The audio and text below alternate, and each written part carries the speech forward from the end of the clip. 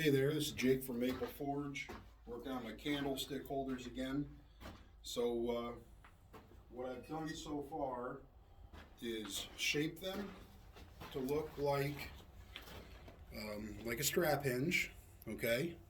So you're gonna have the upper body is gonna look like a strap hinge that you normally see on a gate or a door, all right? I marked where I'm gonna punch the holes through, again, to give it the look of a strap hinge.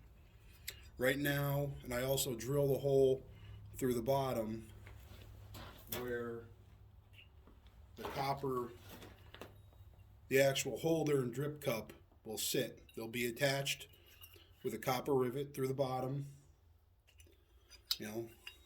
like that. So right now, I'm finishing bending over the ends to actually hold the cup. I'll show you how I do that on one of them.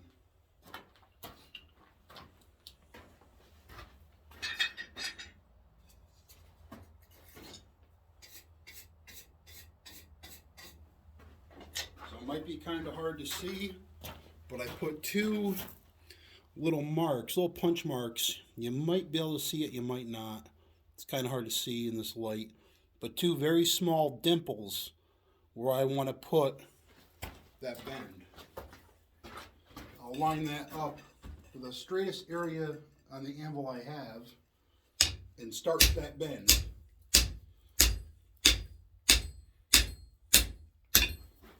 And then go over to the edge of the anvil, continue it,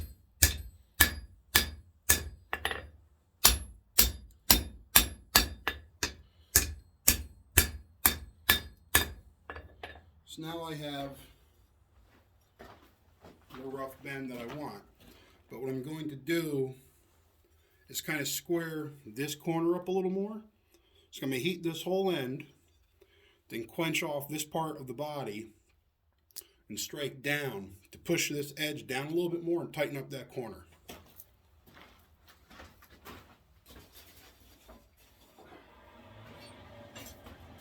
Now whenever you're doing this, you want the metal to move as easily as possible. So you want that corner nice and hot, and you want the rest of it cold. So I'm going to get this corner hot, cool off the main body in my bucket of water, then strike it, and I'll show you what I'm talking about.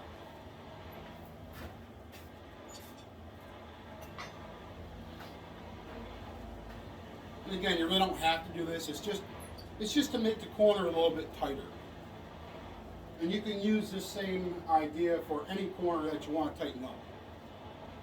If you don't want so much of a sweeping bend, but you want more of a tighter corner.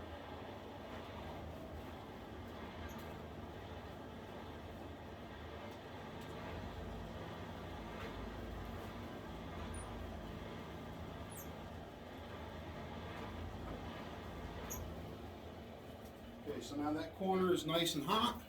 I'm going to cool off the area above that corner, almost right down to it, so I want it to move basically just in that corner. I don't want the whole body to move. I don't want to wiggle it back and forth. And just pound it, drive that end down.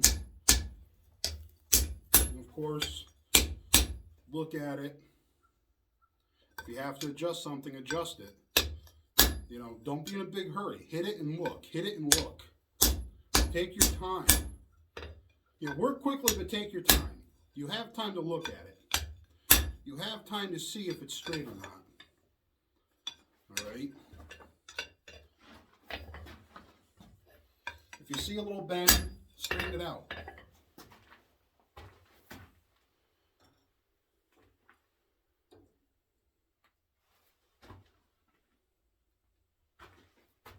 If it looks a little crooked, adjust it.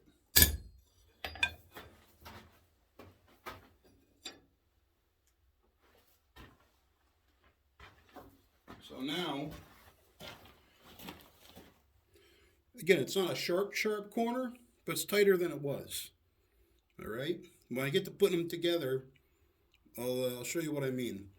All right. I'm just going to punch a couple holes in here. So let me pause it for a minute. Okay, I've got the one end getting hot. in the forge right now. The one piece getting hot in the forge to punch. Now, what you want to do, you want to have tongs so you can hold the piece fairly well. A set of like 90-degree tongs, like this, are nice, because you can hold on to that edge that's bent, and you can still work the other axis, the other plane. It allows you to hold on to the piece and work it flat against the anvil from either side. Okay, that's what you want. You want a good secure grip on something. All right, so this will allow you to hold on to, grab this piece, you know, because it'd be a lot harder to try to hold this piece and punch through it at the same time. If you can hold it from the other side, it makes a big difference. All right, so let me get the other piece heated up and I'll show you what I mean. All right, I got that piece nice and hot. So I'm going to take out the forge.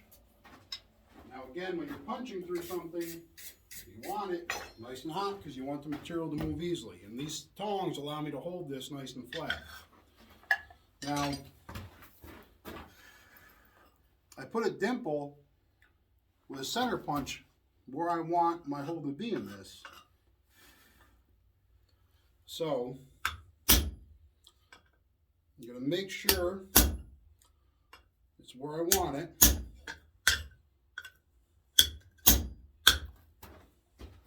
I'm going to do a couple heats because I really want to get this hole right. So, it can be worth taking your time, you know, a couple really good heats. Don't try to rush it. You want something that, you want to take your time and have something come out nice. You don't want to do it twice. You don't want to rush, because when you rush something, that's when you end up messing something up. All right? Everyone wants to swing away, swing away, swing away, quick, quick, quick. Well, that's when you make mistakes. You know, no one starts perfect. If you can minimize your mistakes, that's great. They're going to happen, but take your time and do it right. Do it right the first time. So take a couple heats.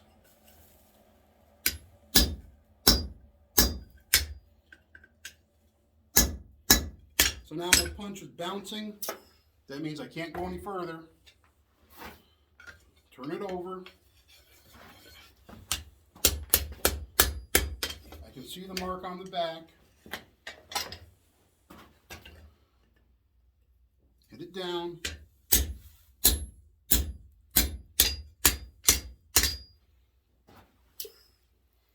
Now, the slug is pretty loose. I'm going to flip it back over. Put it over the part of your pritchel hole.